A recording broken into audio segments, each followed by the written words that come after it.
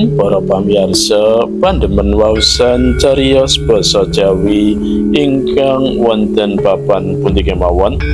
Sugeng pepanggen malih kalian kula Haji Pamungkas ing waosan cariyos basa Jawi.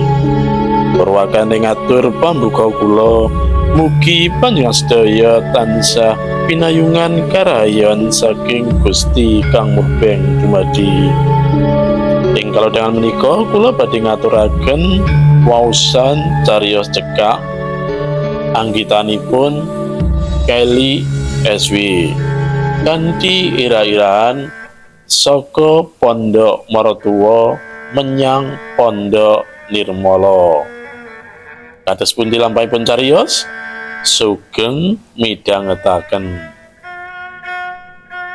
Wis setengah tahun aku pindah saka daleme maratuwa menyang perumahan Pondok Nirmala. Meh 10 tahun lawase aku nderek maratuwa jalaran durung bisa mandiri. Senadyan aku lan Mas Bagas sisianku pada dene nyambut gawe kantoran, ora teges aku bisa langsung satset tuku pekarangan lan bangun omah. Aku lan Mas Bagas kudu gemi lan sregep nyelengi nganti aku duwe anak siji umur 8 tahun. Aku kepeksa enjoy manggon ana pondok mertua indah dadi siji karo sedulur-sedulur IP. Pedes asine manggon saomah karo mertua dak nikmati kanthi lega lila.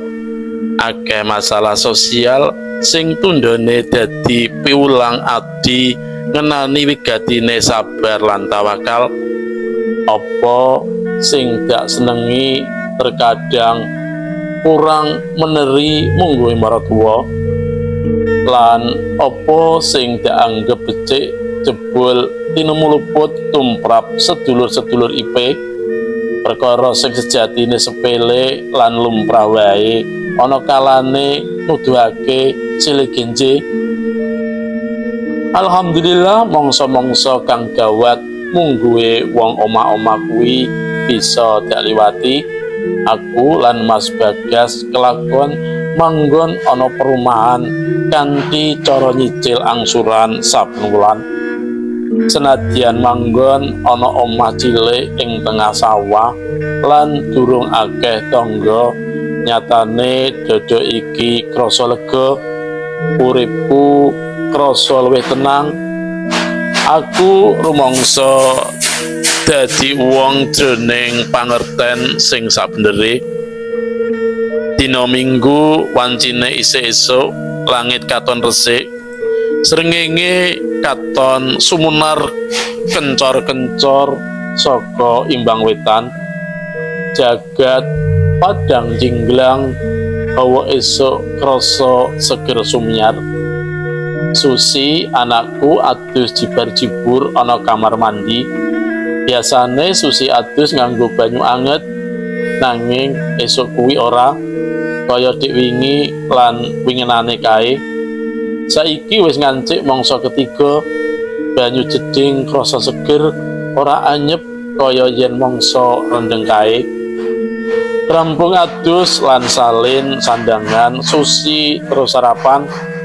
Sepisan iki Susi sarapan dhewe ora bareng karo aku lan bapake.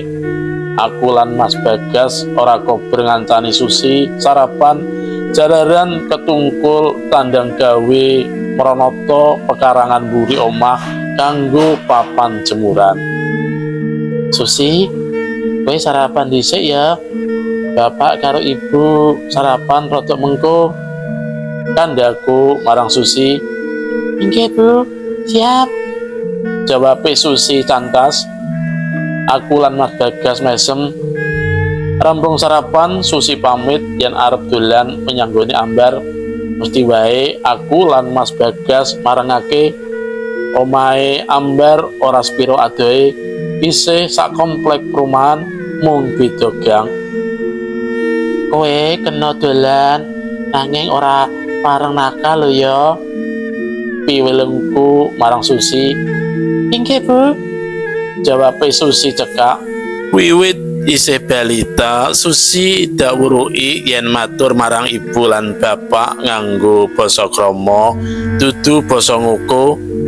Semono uga yen matur marang bapak lan ibu guru. Mengko jam 10 kudu wis mulih lho ya. Ibu ora usah dadak marani. Inggih, Bu. Susi terus ngetokake sepeda mini saka garasi iringan omah.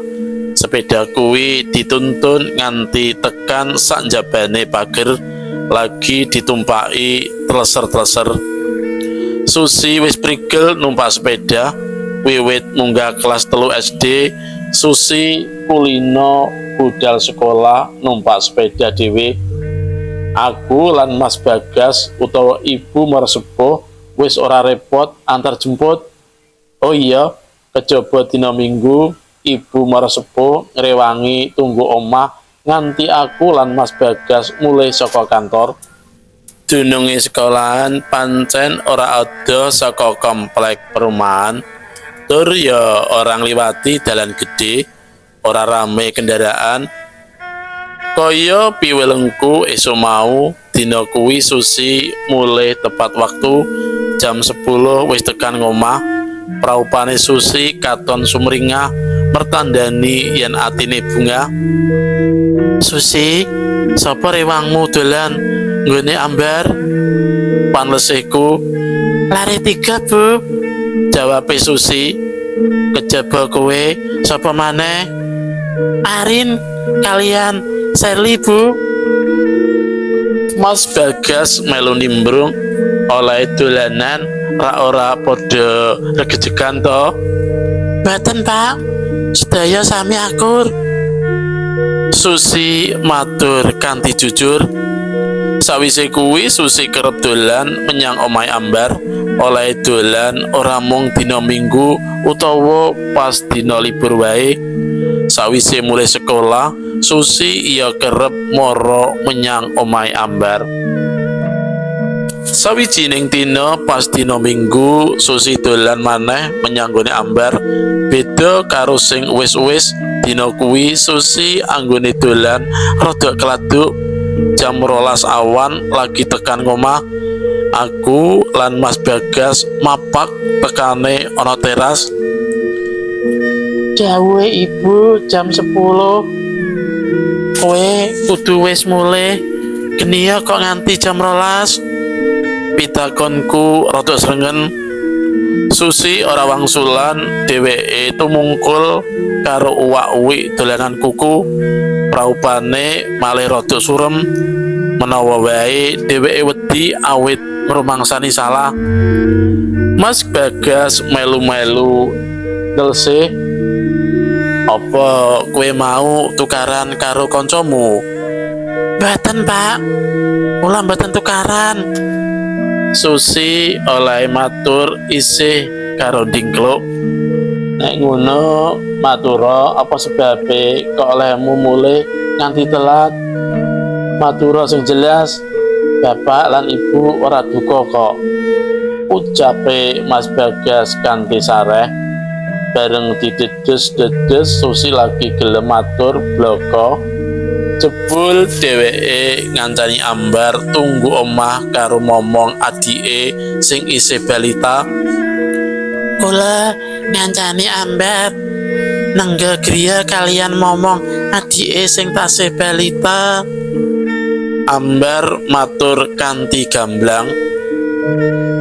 Lah, ibu lan bapak Ambar apa lagi tindak? Aku dadi penasaran. Inggih. Tindak ngendi? Mas Bagas iya penasaran. Rawi undangan resepsi pernikahan. Oh, ngono to genahe. Kowe kok pinter.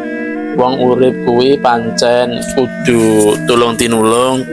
Sapa sing repot kudu dibantu. Pocape Mas Bagas banjur ngranggeh Susi dirangkul ing dadane lan ngelus-elus sirahe. Sok maneh yen ana apa-apa matur ya supaya ibu ora kepikiran neko-neko. Pituture Mas Bagas. Inggih, Pak. Jawab Susi. Wes saiki ayo mau bareng karo bapak lan ibu. Kowe rak ya wis luwe to. Aku ngeranggeh tangane Susi, njur dak tuntun mlebu omah. Susi mung manut, praupane sing sakawit katon aclum saiki bali sumringah. Nalika lagi asik maem, ujuk-ujuk Susi matur, Bapak, Ibu, menapa kula bareng matur? "Oh, mesti wae bareng. Kowe arep matur apa?" Mas Bagas sing nanggapi kunime Susi. Nanging Bapak lan Ibu kedah janji yen boten badhe duka lho. Susi ngajukake syarat. Iya, ibu janji. Ucapku. Bapak ya janji. Ucape Mas Bagas. Jujur kemawon, manggen wonten perumahan mriki kula rumaos kesepen. Kula kepengin gadah adik kados Ambar. Aku lan Mas Bagas pandeng-pandengan nuli mesem bebarengan. Gusti Allah Maha Agung lan Maha Wicaksana si istingarah bakal keturutan jalaran sawise 4 sasi aku manggon ana ing perumahan. Aku wiwit ngandhek Susi bakal duwe adik. Cutel.